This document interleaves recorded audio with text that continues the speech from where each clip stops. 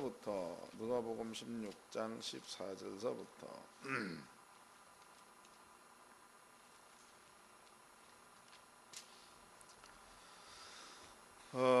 누가복음 16장 14절서부터 18절까지 다 같이 한 목소리로 합독을 하도록 하겠습니다. 시작. 바리새인들은 돈을 좋아하는 자라. 이 모든 것을 듣고 비웃거늘 예수께서 이르시되 너희는 사람 앞에서 스스로 옳다 하는 자이나 너희 마음을 하나님께서 아시나니 사람 중에 높임을 받는 그것은 하나님 앞에 미움을 받는 것이니라. 율법과 선자는 요한 때까지니 그 후부터는 하나님 나라의 복음이 전파되어 사람마다 그로서 침입하느니라. 그러나 율법의 한 획이 떨어짐보다도 천지 없어짐이 쉬우니라. 무릇 그 아내를 버리고 다른 데 장가드는 자도 간음함이요 무릇 버리는 이에게 장가드는 자도 간음함이니라. 아멘. 우리가 저번 시간에는요 땅의 것, 불의한 재물 이런 것들에 대해서 공부를 했습니다. 예수님께서 그런 얘기가 끝나고 난 그 다음에 14절 말씀에 바리새인들은 돈을 좋아하는 자라 이 모든 것을 듣고 비웃거늘 그랬단 말이에요. 그러니까 돈을 좋아하는 사람이 예수님께서 그런 얘기를 하니까 그 말을 듣자 비웃었다는 겁니다. 이 말을 듣고 있었던 예수님께서 16절 말씀에 율법과 선지자는 요한의 때까지니 그 후부터는 하나님의 나라의 복음이 전파되어 사람마다 그리로 침입하느니라 그랬습니다. 그 말이 끝나자마자 율법과 선지자는 요한의 때까지다. 그 후부터 요한 다음 때서부터는 하나님의 나라의 복음이 전파된다. 그 다음에 사람마다 그리로 침입한다. 이런 말을 썼습니다. 그러면 여기서 우리가 한번 생각을 해봐야 될 것이 있죠. 생각해봐야 될 내용이 지금 16장 말씀에서 거기에서 불의한 재물 이걸 말합니다. 불의한 재물. 그러면은 불의한 재물이라는 것은 저번 시간에 공부한 내용으로 밀어본다면 아담입니다. 아담이 범죄를 하게 되죠. 아담이 범죄하고 난 다음부터 이 땅에 생겨난 그 모든 것들, 그러니까 돈을 만들어내는 산업으로 보면 되겠죠. 과학도 산업입니다. 과학에 의해서 물품이 보급되죠. 우리들이 필요한 물품. 그 다음에 이 물품은 사람들이 가지고 있는 돈을 주고 살 수 있는 겁니다. 그래서 부가 만들어진다. 그 외에도 뭐 수학이라든가, 그 다음에 이제 의학이라든가, 그 다음에 철학이라든가 이 전부 다 마찬가지입니다. 이런 것들은 아담이 범죄하고 난 다음에 생겨난 이론들입니다. 이런 것들이 물품을 만들어내는, 사람들이 사용하기 좋을 만한 이런 것들을 만들어냅니다. 사람들은 그런 것들을 쓰려면 돈을 주고 바꿔야지만 쓸 수 있는 겁니다. 의학도 마찬가지죠. 수학도 철학도 마찬가지입니다. 이렇게 돼서 만들어진 그 부입니다. 부. 이런 부는 땅에 있으면서 돈만 가지고 있으면 무엇이든지 다 할 수 있다는 거예요. 돈만 있으면. 그래서 우리 자유주의 세계에서는 그 자본국 이런 말도 하기도 하죠. 자본만 있으면 다 한다, 다. 이런 그 불의한 재물 때문에 이 불의한 재물이라는 것은요, 아담이 범죄하고 나서부터 형성되어지는 모든 것들, 이런 것들을 불의한 재물이다 라고 설명해 드렸습니다. 그 다음에 이러한 불의한 재물은 성경에 보니까 남의 것이다. 남의 것. 내 것이 아니고 남의 것. 또 불의한 재물, 그 다음에 남의 것, 그 다음에 또 참된 것이라는 말도 썼죠. 뭐 참된 것. 그 다음에 또 너희 것 이런 말도 썼습니다. 그러면 참된 것이라든가 너희 것이라든가 영원한 나라라는 이런 모든 것들은요, 불의한 재물을 들여서 얻을 수 있다는 이야기를 합니다. 그 다음에 쓰고 있는 말이 참된 것 이런 것들은 불의한 것 이것보다도 더 가치가 있다. 또 더 영원한 거다. 이런 이야기를 주님께서 하십니다. 그 다음에 너희가 재물과 그 다음에 하나님을 겸하여 섬길 수가 없다. 이런 말을 합니다. 재물과 하나님을 겸하여 생길 수 없다. 이 얘기를 하고 난 다음에 이야기를 마칩니다.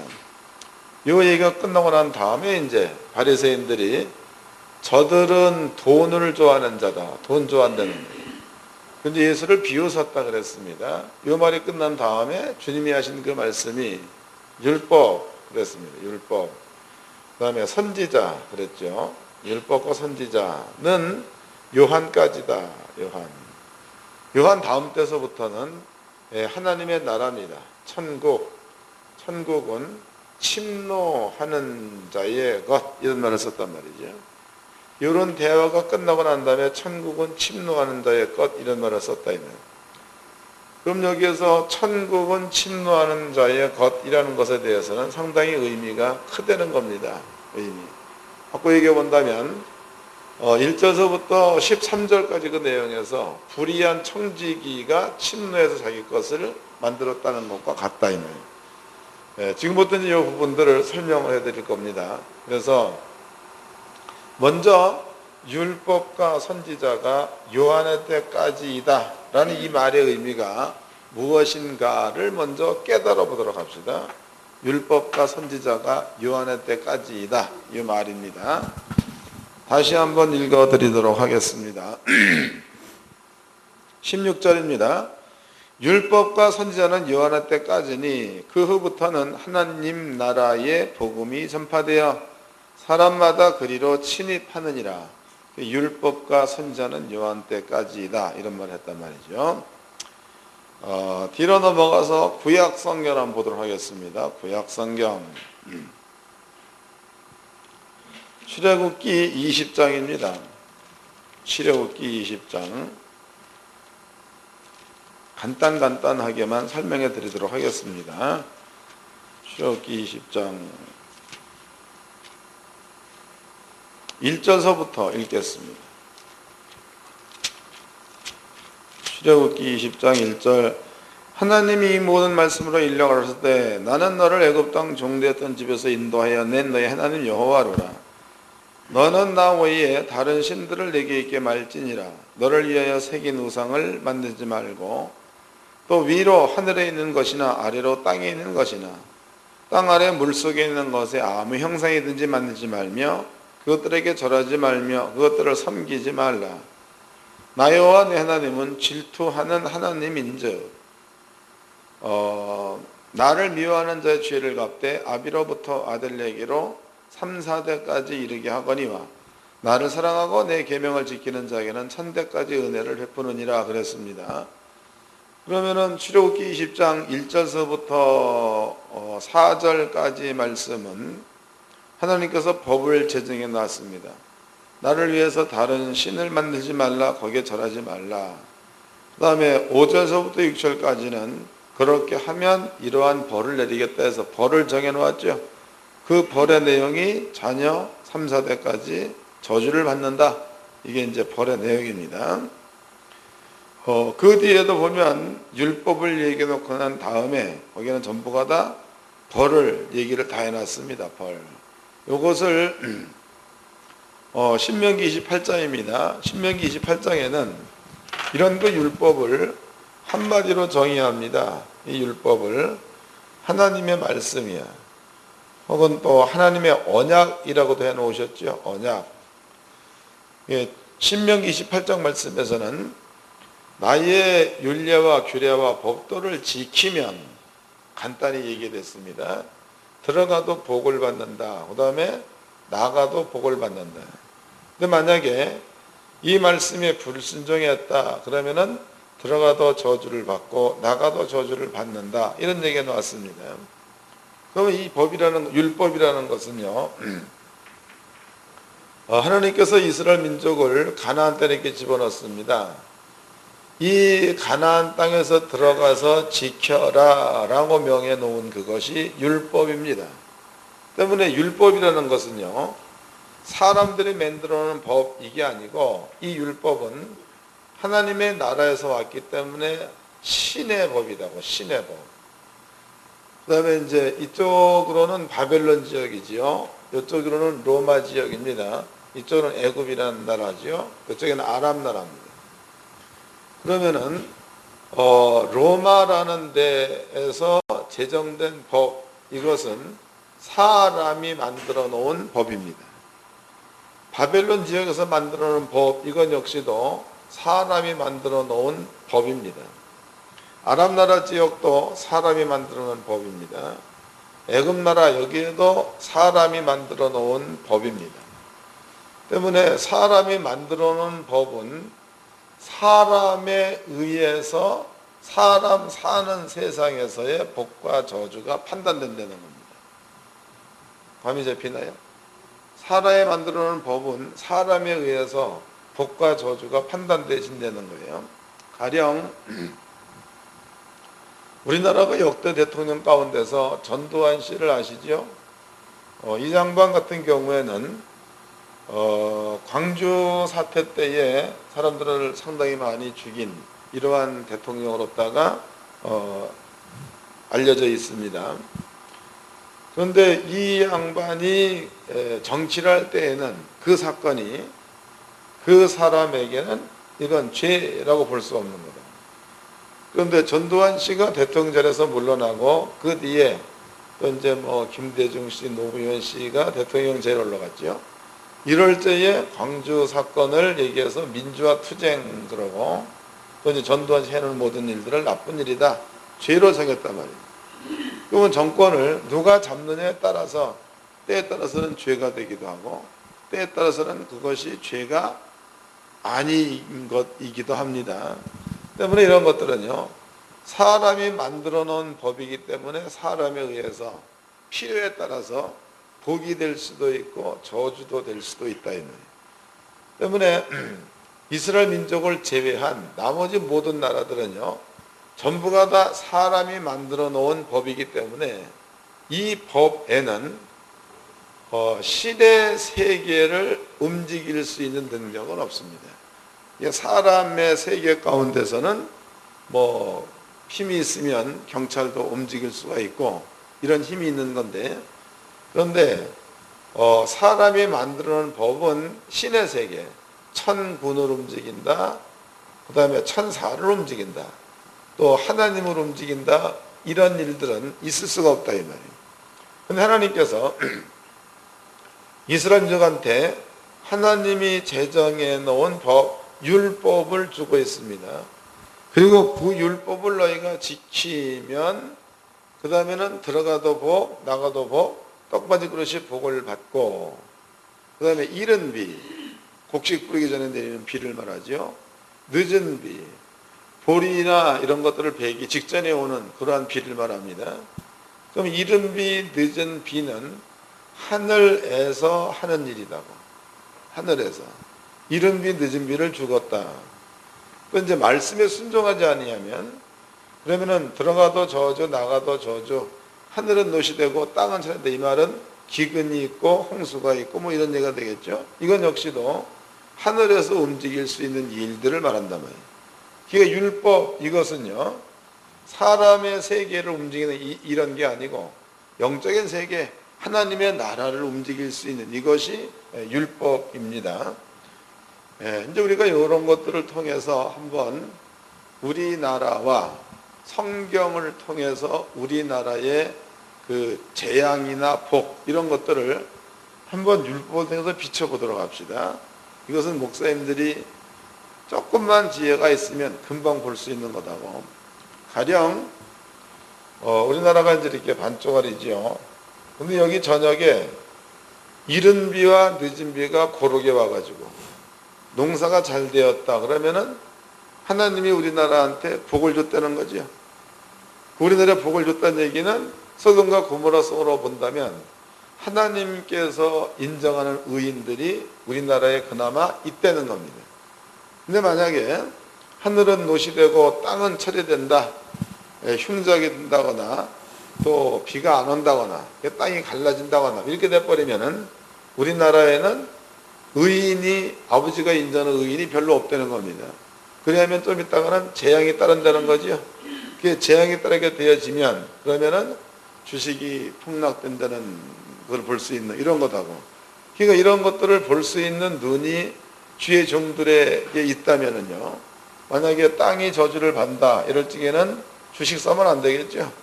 근데 땅이 복을 받는다 이럴 적에는 주식 사면 되겠죠. 이런 것들도 여러분들이 좀 이렇게 볼 수 있는 눈이 열려야 될 줄로 믿습니다. 성경대로라면 율법이라는 것은 영적인 세계, 하늘을 움직이는 겁니다. 이것을 아버지께서 이스라엘 민족한테 줬다 이 말이에요. 그럼 이스라엘 민족의 그 역사로 본다면요, 이 법을 받았을 때가 모세 때입니다. 모세. 그리고 예수가 올 때에 그때는 말라기, 그리고 400년 후 세례 요한 시대입니다. 요한 때 예수가 왔다 이 말입니다. 그렇다면요, 율법과 선지자의 글이 요한 때까지니, 이 말은 무슨 얘기냐면 율법이라는 것을 어기면 저주가 움직이고 율법인 것이 지켜지면 복이 움직이고, 이런 것들이 율법에 의해서 나타나는 현상입니다. 율법에 의해서 나타나는 현상. 그러면 구약 시대에는 만약에 율법을 어긴 것이 있다, 율법, 그렇다면요, 율법을 어긴 것에 대한 값을 하나님께서는 꼭 필요로 한다는 겁니다. 값. 그 값을 제물로 필요할 때가 있다. 믿음이 없이 제물이 드린다 그러면은 사람한테 직접적으로 그 값을 요구합니다. 그래서 찾아온 게 바벨론의 70년 포로 생활이기도 하죠. 그런데 신약 시대에 예수가 와서는 재물이나 혹은 사람이 겪어야 될 값, 이런 것들을요, 예수님이 십자가에 죽을 때에 이 율법을 어긴 것에 대한 값을 치루어 버렸으니까 이때부터는 더 이상 율법을 어긴 것에 대한 저주가 역사를 못하겠죠. 이해되는 거예요? 다시 설명하겠습니다. 다시. 율법을 어기면 저주가 따라옵니다. 저주. 율법을 어기면. 그러면은 예수가 이 땅에 왔다, 십자가에 죽었다, 이 말은 율법을 어긴 것에 대한 죄의 값을 예수가 치러버린 겁니다.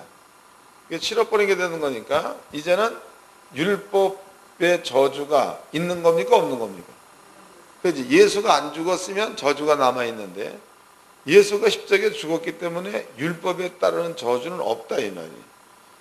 그렇다면은 육으로 본다면은 율법이 그냥 살아있는 것 같은데, 근데 예수의 십자가 죽은 사건으로 밀어본다면 율법이 살아있는 게 아니고 이제는 율법이 있긴 있어도 한쪽 기능이 마비된 상태입니다. 한쪽 기능.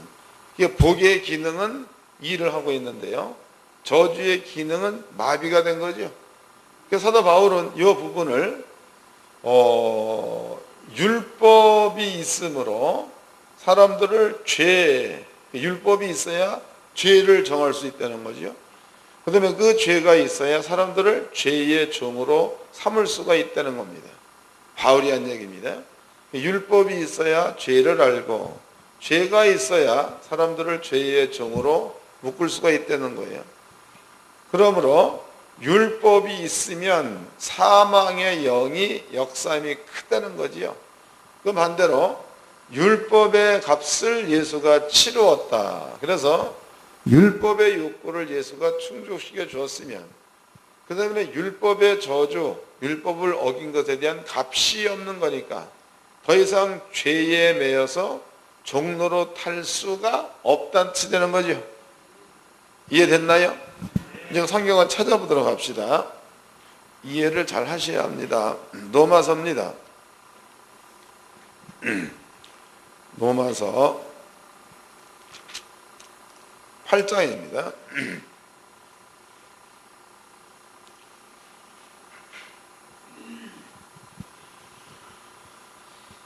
로마서 8장 10절서부터 읽겠습니다. 또 그리스도께서 너희 안에 계시면 몸은 죄로 인하여 죽은 것이나 영은 의를 인하여 산 것이니라. 예수를 죽은 자 가운데 살리신 이의 영이 너희 안에 거하시면 그리스도 예수를 죽은 자 가운데서 살리신 같이 살리신 이가 너희 안에 거하시는 그의 영으로 말미암아 너희 죽을 몸도 살리시리라 그랬단 말이에요.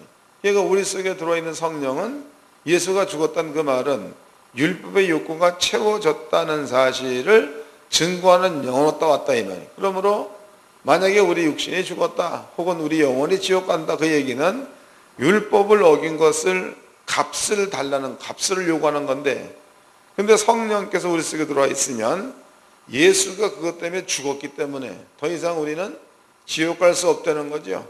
더 이상 우리는 죽을 수 없다는 거죠. 그래서 영원히 사는 몸으로다가 바꿔준다는 게 사도 바울의 주장입니다. 또 넘어가가지고 7장도 보겠습니다. 7장 1절서부터 읽겠습니다. 형제들아 내가 법하는 자들에게 말하노니 너희는 율법이 사람의 살 동안만 그를 주관하는 줄 알지 못하느냐. 남편 있는 여인이 그 남편 생리하는 법으로 그에게 매인 바 되나 만일 그 남편이 죽으면 남편의 법에서 벗어났느니라. 이러므로 만일 그 남편 생전에 다른 남자에게 가면 음부라 이르되 남편이 죽으면 그 법에서 자유있게 되나니 다른 남자에게 갈지라도 음부가 되지 않으니라. 이러므로 내 형제들아 너희도 그리스도의 몸으로 말미암아 율법에 대하여 죽임을 당하였으니, 그럼 예수가 율법으로 죽임을 당했다는 얘기는 율법서 말하고 있는 저주를 예수님이 받았다는 얘기가 되겠죠. 율법에 대하여 죽임을 당하였으니 이는 다른 이이고 죽은 자 가운데서 살아나신 이에게 가서 우리로 하나님을 위하여 열매를 맺히게 하려 함이라. 우리가 육신에 있을 때에는 율법으로 말미암아 죄의 정욕이 우리 지체 중에 역사하여 우리로 사망을 위하여 열매를 맺게 하였더니 이제는 우리가 얽매였던 것에 대하여 죽었으므로, 이해가 되시죠? 근데 예수가 죽었다는 얘기는 율법에서 요구하고 있는 죄의 값을 예수가 치루었으므로 우리가 받아야 될 율법의 값이 이제는 치루어져서 없다는 뜻입니다. 6절 이제는 우리가 얽매였던 것에 대하여 죽었으므로 율법에서 벗어났으니 이러므로 우리가 영의 새로운 것으로 섬길 것이요 의문에 묵은 것으로 아니할지니라. 그런즉 우리가 무슨 말 하리요? 율법이 죄냐? 그럴 수 없느니라. 율법으로 말미암지 않고는 내가 죄를 알지 못하였으니 곧 율법이 탐내지 말라 하지 아니했다면 내가 탐심을 알지 못하였으리라. 그러나 죄가 기회를 타서 계명으로 말미암아 내 속에서 각양 탐심을 이루었나니 이는 법이 없으면 죄가 죽은 것임이니라. 그 율법을 왜 줬다는 겁니까? 죄를 알기 위해 줬다는 거죠. 그럼 죄를 알면 그 죄에는 값이 있다는, 값이. 그 값이 구약 성경에 신명기 28장에서는 말씀에 불순종하면 저주, 이게 율법을 어긴 것에 대한 값이다 이 말이에요. 그 저주의 값을 예수가 십자가에 죽을 때에 그 값을 치른 게 되는 거니까 이제는 율법은 안 지킨다 그래도 거기에 따르는 대가가 없다는 이야기죠. 이해됩니까? 그러면요, 율법은 엄격히 따지고 보면 그냥 일반인들이 본다면 그렇다면 폐지된 게 아니냐 이래 볼 수 있다는 거죠. 폐지. 근데 예수님께서는 폐지되었다라기보다도 율법을 완성시킨 거다라고 보았다는 거죠. 완성. 그 율법의 완성이라는 얘기는 이제는 저주가 없어지고 완성, 복만 남았다는 거예요. 복. 그럼 여러분들이 예수를 믿는 믿음만 가지고 있으면 여러분들이 지은 모든 죄의 값은 예수와 함께 죽어버리고 율법에서 얘기하고 있는 축복의 말만 남아있는 거니까 여러분들이 만약에 10가지의 율법 가운데서 9가지를 못 지켰다. 그리고 1가지를 지켰다. 그러면 9가지 못 지킨 것에 대한 값은 예수가 가지고 죽어났고 1가지 지킨 것에 대한 값은 복으로 남아있는 거니까. 저주는 없고 복만 받게 돼 있다는 거죠. 감이 잡히시나요? 요것이 천국이에요. 천국. 딴 게 천국이 아니라 요것이 천국. 그러니까 가난도 따지고 본다면 이것도 죄의 값입니다. 이걸 주님이 가져갔고, 그 다음에 이제 우리한테 부를 허락해 놓으셨습니다. 요것은 땅에서 우리가 누리고자 하는 복의 한 편이다 말이에요. 때문에 요것만 남아 있는 거니까 이것이 곧 천국이 되는 겁니다. 또 이제 질병 같은 것들도 성경대로는 죄의 한 부분이다고. 그럼 예수가 채찍에 맞음으로 나음을 입어 뜯어냈으니까 주님이 가져간 겁니다. 이 사실을 믿어버리면 그 다음에는 건강이 찾아오겠죠. 이 말씀이 존재가 되어 나타나는 그것을 우리는 천국이라고 합니다. 그래서 예수님께서 율법은 요한 때까지니, 그 요한 때, 예수가 오기 직전까지는요, 율법을 어기면 저주라는 게 따로 붙게끔 되어 있는 거니까. 율법을 어긴 자들은 전부가 다 저주를 받아야 마땅하겠죠. 그런데 예수가 오고 난 다음에 그네들이 받아야 될 저주를 예수가 대신 받았으니까 율법은 요한 때까지니라는 그 말의 의미가 이제는 무엇인지 이해가 되셨을 줄로 믿습니다. 이해됐죠? 안 됐으면 안 됐다고 얘기하세요. 율법이 요한 때까지다. 이거 설명해 드렸습니다. 두 번째, 선지자도 요한 때까지다. 선지자. 그러면 선지자도 요한 때까지다라는 그 말이 또 무슨 말인가? 구약 성경을 세 종류로다가 분할해 본다면, 첫 번째는 역사서가 있죠. 역사서. 이 역사서는 창세기, 출애굽기, 레위기, 민수기, 신명기, 이거 역사서에 들어갑니다. 여호수아서도 역사서에 들어갑니다. 룻기서도 역사서에 들어갈 수 있습니다. 사사기도 역사서에 들어갈 수 있습니다. 그 다음에 또 에스더서, 에스라서, 이거 전부가 다 역사서에 들어갈 수 있습니다. 그 다음에 열왕기 상, 또 열왕기 하, 역사서에 들어갈 수 있습니다. 그 다음에 역대죠. 역대 상, 역대 하, 전부 다 역사서에 다 들어갈 수가 있습니다. 뒤에 구약성경을 나눠보면 첫 번째는 역사서입니다. 두 번째는 선지서가 있죠. 선지서. 이 선지서는 예레미야서, 선지서에 들어갑니다. 그 다음에 또 이사야서, 선지서에 들어갑니다. 그 다음에 에스겔서, 선지서에 들어가죠. 호세아서, 이것도 들어갑니다. 그래서 크게 이걸 나눈다면 이사야, 예레미야, 에스겔, 그 다음에 다니엘, 또 하나의 호세아, 이런 것들을 우리는 대선지서라고 말하죠.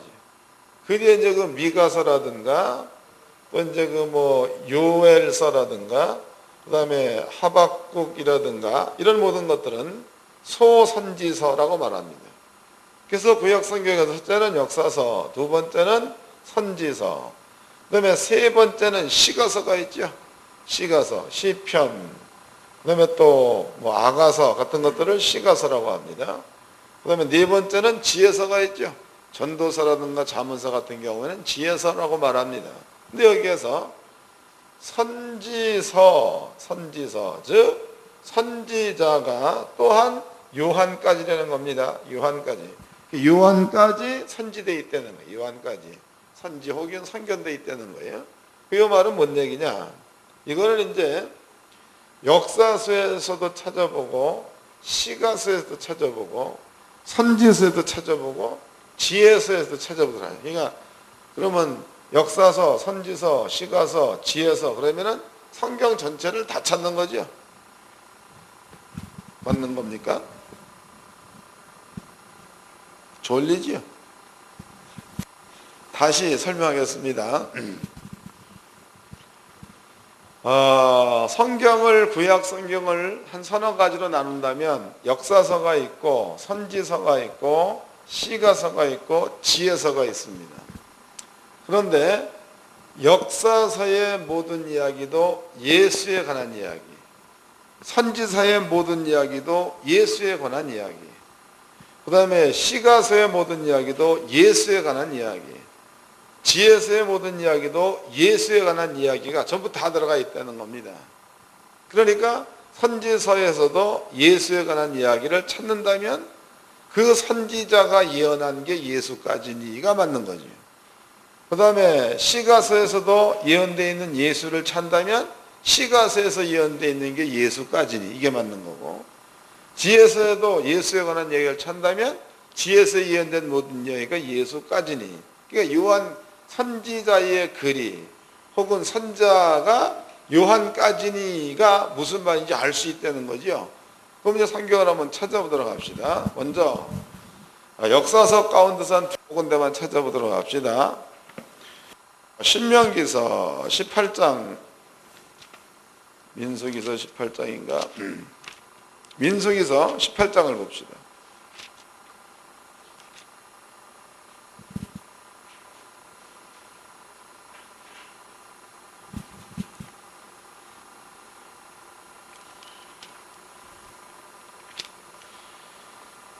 민수기서 18장 19절서부터 읽겠습니다.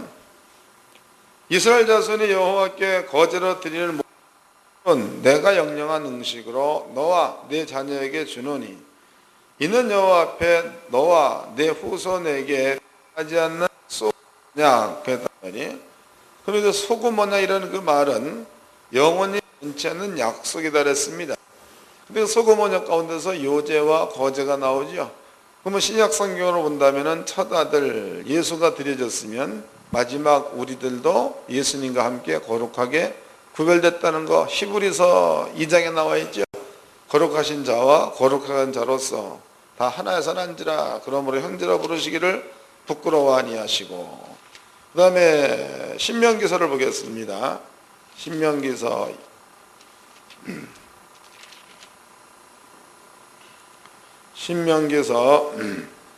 18장입니다. 신명기 18장 17절서부터 읽겠습니다. 여호와께서 모세에게 이르시되 그들의 말이 옳도다. 내가 그들의 형제 중에 너와 같은 선지자 하나를 그들을 위하여 일으키고 내 말을 그 입에 두리니, 그러면서 내가 때가 되면 너와 같은 선지자 하나를 세운다는 겁니다. 여기에서 너와 같은 선지자는 신약시대 예수가 되는 겁니다. 그 다음에 또 뒤로 넘어가 가지고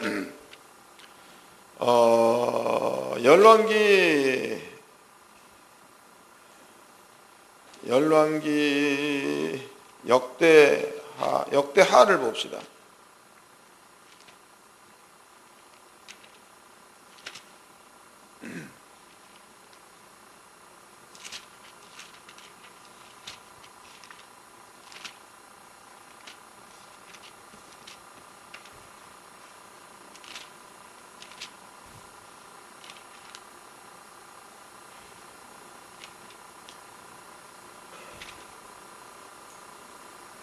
역대하 6장입니다.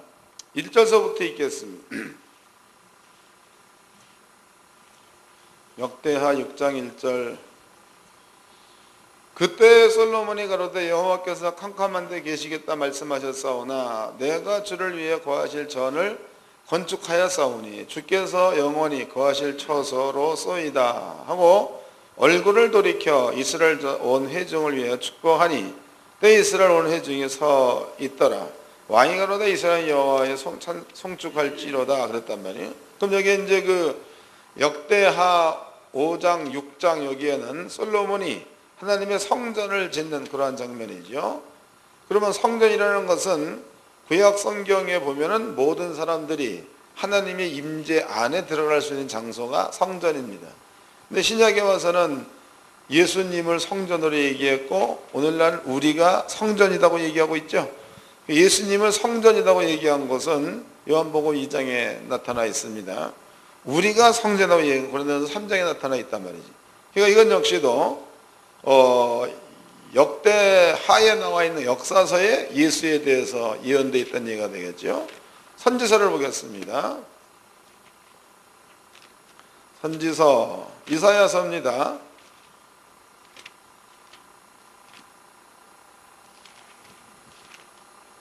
이사야서 53장입니다. 이건 우리가 너무나 잘 알고 있는 내용입니다. 53장 3절서부터 읽겠습니다. 그는 실로 우리의 질고를 지고 우리의 슬픔을 당하였거늘 우리는 생각하기를 그는 징벌을 받아서 하나님께 맞으며 고난을 당하였노라. 예수에 관한 이야기죠. 이건 역시도 예수가 옴으로써 예언된 게 이루어진 겁니다.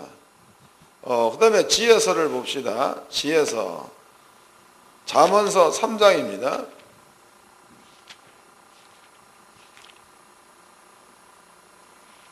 잠언서 3장 15절서부터 읽겠습니다. 15절 지혜는 진주보다 귀하니 너희의 싸우는 모든 것을 이에 비교할 수 없도다. 그 편선에는 장수가 있고 좌편선에는 부귀가 있나니 그 길은 즐거운 길이요 그 책경다 평강이라. 지혜는 그 얻는 자에게 생명나무라. 지혜를 가진 자는 복되도다 그랬단 말이에요. 그럼 여기에 지혜는 생명나무 그랬으니까 생명나무는 예수라는 거지. 그러니까 지혜서 이런 얘기가 나. 그 외에도 여러 군데가 나와 있습니다. 그 이제 그 서선지서를 보면 거기에도 미가서 갔다 보면은 그 뭐 베들레헴에서 예수가 온다는 말이 예언되어 있죠.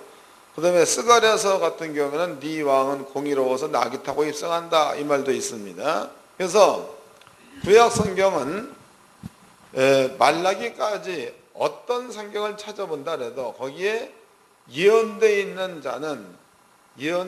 자는 한 사람이 그 한 사람이 표현은 다르게 되어 있습니다. 가령 창세기 같은 경우에는 여자의 후손이 네 머리를 상하게 할 거다 이랬죠. 여기는 여자의 후손이라고 나옵니다.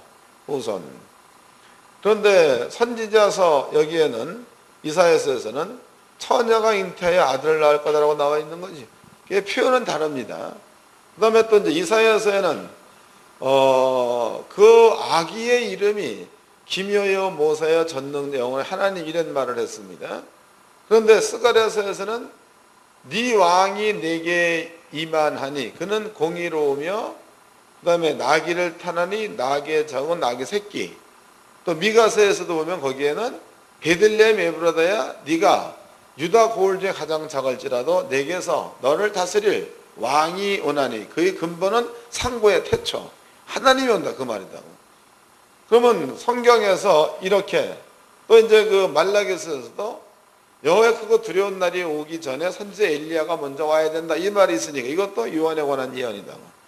그러니까 역사서에서나 선지서에서나 시가서에서나 지혜서에서나 여기에 전부가 다 한 사람으로다가 전부가 다 집중되고 있는데 그 집중된 자가 구약 성경에는 이름은 나와 있지 않습니다. 그냥 메시아 혹은 그리스도 뭐 이렇게 나와 있지 이름은 나와 있지 않다고.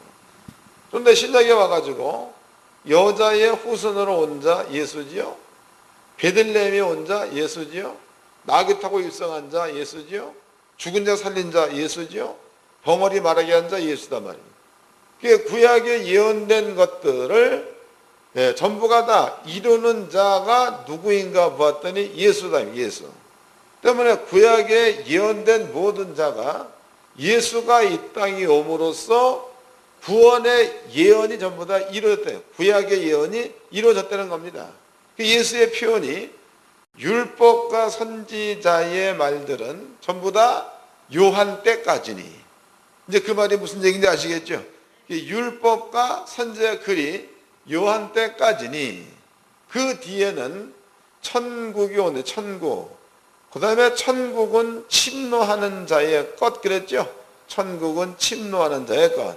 그게 세례 요한의 때부터 천국이 올 건데 그 천국을 침노하는 자마다 얻는다는 겁니다. 또 마태복음에서는 천국을 침노하는 자가 빼앗는다는 말을 썼단 말이에요.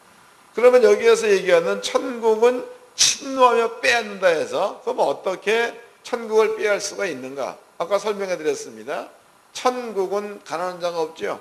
그 말씀 믿으면 부를 가질 수 있다. 그 얘기는 천국을 침노해서 빼앗을 수 있다는 겁니다.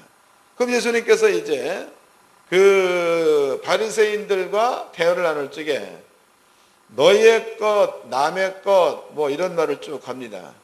그럼 예수님께서 남의 것이라고 말하는 것들은 저번 시간에 공부한 내용으로 밀어본다면 죄 아래에 있는 것들은 전부가 다 남의 것이 되는 거다고. 죄 아래. 아담 때로부터 되는 거겠죠. 그 다음에 이제 너희의 것 혹은 참된 것, 영원한 생명, 그 이야기들은 예수가 오고 난 다음에 십자가 사건 위에 세워놓은 구원의 말들을 말합니다. 그러니까 채찍은 맞음으로 나무 입었도다. 이것도 하나님의 나라의 것입니다. 또 부여가 된 이것도 하나님의 나라가 되는 것. 하나님의 은혜의 보좌 앞에 담대히 나와. 이건 역시도 하나님의 나라 것이 된다는 거죠. 그래서 우리가 땅에 있는 동안에 이 사실을 믿음으로써 땅에서 천국을 누리고 살 수 있다는 뜻입니다. 이게 예수님께서 누가복음 16장에 해놓으신 말이다. 그래서 율법과 선지자가 요한 때까지니 그 다음에는 천국이 온다는 겁니다. 그 천국이 왔을 때에 사람들이 그 천국을 침노하면 그 천국을 빼앗을 수가 있다. 천국을 누리며 살 수 있다. 이런 말을 했다 이 말이에요. 그렇다면 이제 오늘날 우리입니다. 우리는 인간 세상의 법, 이것은 천국의 하나님의 나라 영적인 일들을 움직일 수가 없습니다. 그러나 주님께서 이루어 놓으신 약속의 말씀들이죠. 이 말씀들은 영적인 세계를 움직일 수 있다는 거예요. 그러면 우리가 단순하게 그냥 그 율법은 폐지됐다, 또 뭐 선지자는 요한이 끝났다, 이런 정도로만 본다면 우리에겐 유익이 없다는 거죠. 그러나 예수님께서 무엇으로 선지자의 글이 완성됐는가, 율법이 무엇 때문에 완성됐는가, 이런 이유를 알게 되면 그 다음에는 천국을 침노할 수가 있다는 뜻이 되겠죠. 그것만 알면 천국은 침노가 되는 겁니다. 자, 이제 이거 기억해 놓으세요. 그 다음에 이제 신약 성경으로 가봅시다. 신약 성경 요한복음입니다. 요한복음 8장입니다. 이것도 저번 시간에 설명해 드린 것 같습니다. 아버지께로부터 가르침을 받은 자들은 다 내게로 오나니, 이거 배우셨죠? 그 저번 주간에 공부를 이미 강의해 놓은 부분이기 때문에 더 이상 설명은 하지 않고 이제 읽어만 드리도록 하겠습니다. 요한복음 8장입니다. 8장 45절서부터 읽겠습니다. 내가 진리를 말함으로 너희가 나를 믿지 아니하는도다. 다시 읽겠습니다. 내가 진리를 말함으로 너희가 나를 믿지 아니하는도다 그랬단 말이에요. 그럼 예수님이 땅에 와서 진리를 말한 것은 뭐냐 이거죠. 그건 딴 게 없습니다. 딴 게 없고 예수님이 얘기한 진리를 말한 것, 그것은 선지자들이 예언해 놓은 거예요. 그 예언해 놓은 그것이 내가 이 땅에 와서 너희에게 보여주는 자체가 진리라는 거죠. 이해됐나요? 그냥 선지자가 예언한 그 내용에서 이런 얘기하면 그냥 설명 안 해도 넘어갈 정도가 돼야 되는데 설명 다 해야 되니 참 그렇다고. 그러니까 예수가 메시아가 오게 되어지면 병든 자한테 손을 얹으면 낫는다 이 말이 있잖아요. 그럼 예수가 와가지고 손을 얹어가지고 병을 치료를 했습니다. 그럼 예수님은 꼭 말로 얘기 안 해도 구약 성경의 선지자가 예언해 놓은 그 말을 사람들의 눈에 이루어졌다는 것을 보여주는 행위가 되는 거니까 그 자체가 진리라는 거예요. 이해되셨죠? 다시 읽겠습니다. 45절입니다. 내가 진리를 말함으로 너희가 나를 믿지 아니하는도다 그랬단 말이에요. 그러면은 예수님께서 얘기한 것은 구약에 예언된 선지자가 예언한 모든 것들이야. 귀신을 내어 쫓고 죽은 자를 살리고 예언된 거죠. 그때는 벙어리가 말할 것이다, 소경이 볼 것이다 예언된 겁니다. 여호와께서 보복해 주시는 그날에는 가난한 자한테 복음이 증거되고 이런 거 전부 다 예언된 얘기다. 그럼 주님이 땅에 오셔가지고 구약에 예언되어 있는 것들을 구약에 예언되어 놓았다는 사실을 알고 있는 이스라엘 민족들에게 예언되어 있는 이야기들을 예수님께서 보여줬습니다.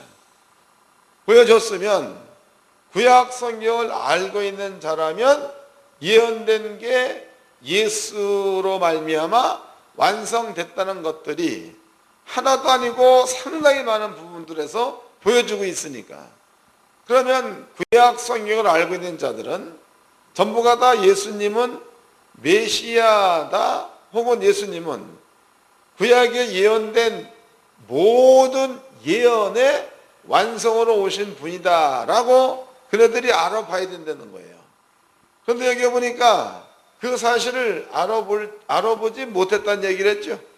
알아보지 못했다. 그 얘기는 너희들에게는 진리보다는 너희 눈이나 너희 육이 좋아하는 물질 세계의 것들이 더 좋다는 거죠.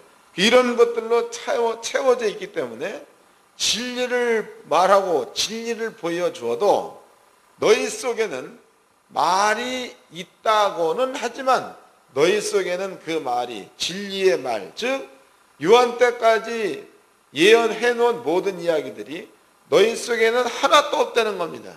그러므로 예수가 진리를 보여주고 진리를 말했는데도 그 예수가 누구인지를 알아보지 못했다는 거죠. 근데 만약에 이러한 그 사실들을 보고 예수가 보여준 모든 것들을 믿었다면, 그러면 그 사람은 너나 할 것이 전부가 다 모든 예언의 마침이 예수 때까지니까 천국을 침노할 수 있는 자격을 다 얻겠죠. 그리고 자격만 얻는 것으로 끝나는 게 아니고 개중에 그 천국 가운데 들어가 사는 자들도 있다는 겁니다. 근데 거기에서 나중에 성령이 오고 나는 그 다음에는 베드로도 천국에 들어가 산 자가 되는 거고, 바울도 마찬가지고, 스데반 집사도 마찬가지고, 빌립 집사도 마찬가지라는 겁니다. 이게 그 구약에 예언된 율법의 마침이 예수다, 선지자의 마침이 예수다, 이 사실을 아는 자, 그리고 예수를 본 자, 이러한 자들은요 자동적으로 따가 천국의 삶을 살 수가 있게 되는 거고, 못하고 이런 것들을 알고는 있으나 예수를 볼 수 있는 눈이 없는 자들은 아직까지도 와야 될 예수, 구원자들을 기다리고 있는 거니까 그들에게는 여전히 율법 안에 죄가 역사해가지고 죄로 따가 그들은 묶여있다는 거다고. 이해가 되셨죠? 예, 그래서 우리는 적어도 율법의 마침이 예수다, 선지자의 마침이 예수다, 요 정도만 알고 있다고 해도 우리는 저절로 천국을 우리는 누리며 살 수 있는 것이 되는 겁니다. 요것만 안다고 해도. 우리 목사님들은요 지금 세 가지를 설명해 드렸습니다. 하나는 율법의 마침, 하나는 선지자의 마침. 그렇게 온 자가 예수고, 그 뒤에는 복의 말들만 있고, 그 뒤에는 하나님의 나라의 것들만 있기 때문에 그 사실을 믿기만 하면 땅에서도 천국을 누리며 살 수 있다는 거, 이거 설명해 드렸습니다. 이것을 지금은 잘 이해가 안 된다 그러면 가가지고 몇 번이고 한번 들어보세요. 그 듣고 이해하셔서 율법과 선지자가 요한까지니 그거를 좀 깊이 있게 깨닫게 되면 기쁨과 감사가 충만할 줄로 믿습니다.